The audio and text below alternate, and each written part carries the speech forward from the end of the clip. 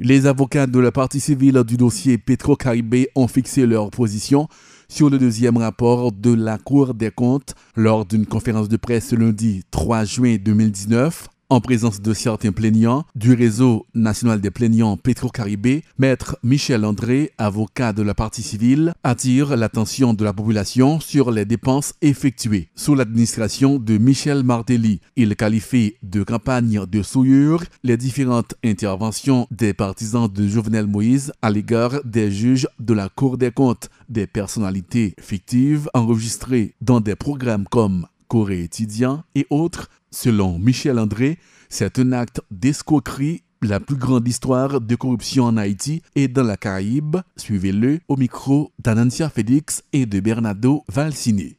Premier bagage, moi, je voulais dire, quand je jette un regard sur le rapport, je constate que la Cour des comptes a déshabillé les différents programmes sociaux qui ont été exécutés théoriquement sous le gouvernement de Martelly.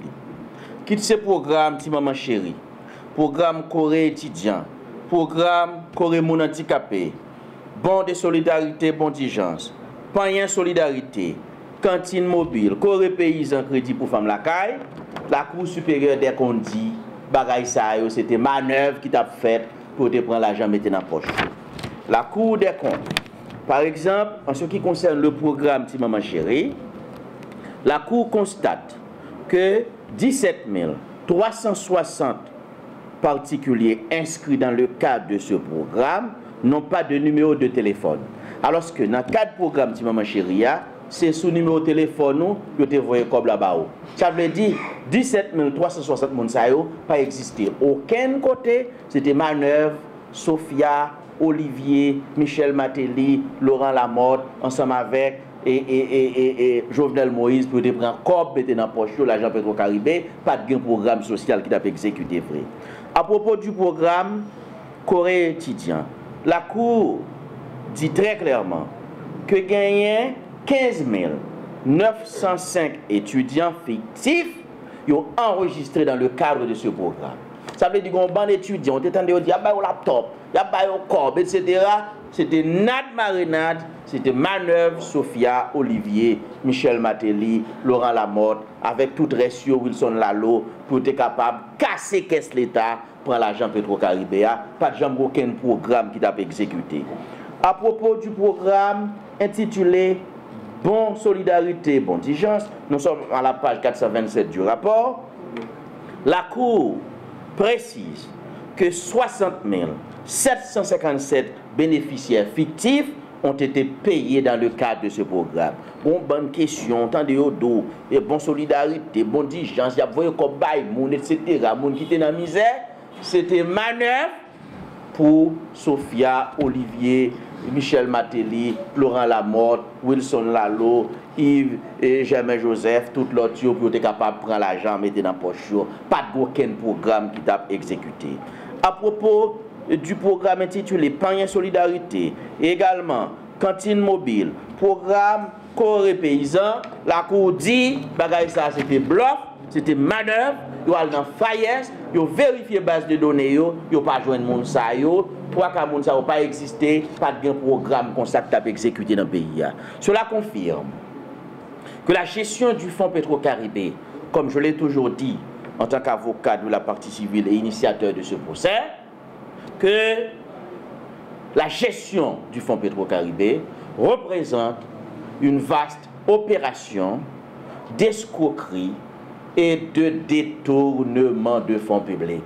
Le président Jovenel Moïse est encore plus qu'illégitime suite à la sortie de ce rapport final où elle est indexée de détournement de fonds. À en croire Michel André, le militant politique appelle à la mobilisation citoyenne pour pousser le président Jovenel Moïse à démissionner. Il est mal placé pour parler ni de lutter contre la corruption, a conclu Maître Michel André. Yves Germain Joseph, qui était chef cabinet, secrétaire général Palais national, démissionné, parce que Jovenel Moïse te dit, depuis mon gain non, si tu es dans le rapport ça, il faut qu'on démissionne, il faut aller devant la justice. Aujourd'hui, suite à la publication du rapport final de la Cour des comptes, côté non arbitrant Jovenel Moïse cité 69 fois là-dedans, il a confirmé M. son volet monsieur son racketteur, Jovenel Moïse, moralement, doit présenter sa démission à la nation. Et c'est pour une bataille de trois mouns à mener. C'est toute population, c'est tout secteur dans le pays, forum économique, journalistes, et tout le monde,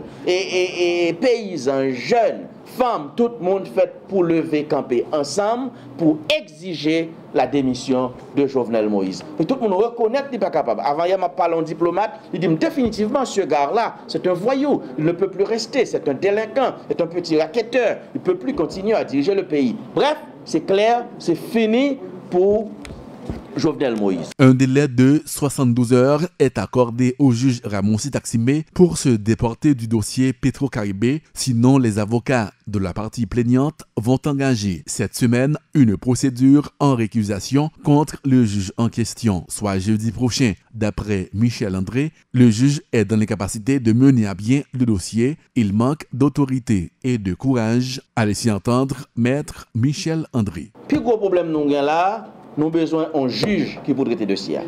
Ramon Sitaximé n'a pas assez d'indépendance et d'autonomie. Il n'a pas de graine pour mener un dossier. Depuis 2 mois, nous écrivons Ramon Sit. Nous demandons l'arrêter monde. Nous demandons de mettre l'action publique en mouvement. Nous demandons de mettre interdiction de départ. Ramon Sitaximé n'a pas fait rien.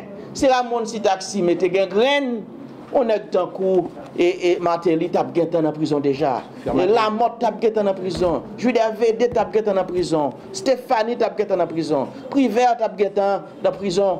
Bref, si Ramon Sit te gen graine, si monsieur te ka traité dossier, depuis vendredi soir, il t'a mis dans la collège Jovenel Moïse, il a arrêté. On délinquant comme ça, il mon foot dans la collège, il a arrêté. Bref, il ne peut pas traiter ce dossier et c'est pourquoi, à partir d'aujourd'hui, à partir de cette conférence de presse, nous donnons à Ramon Sitaximé un délai de 72 heures pour se déporter. Et s'il ne se déporte pas volontairement, jeudi matin, il sera récusé. Parce que nous avons besoin d'un juge pour mener un dossier, nous n'avons pas de graine pour le faire ça.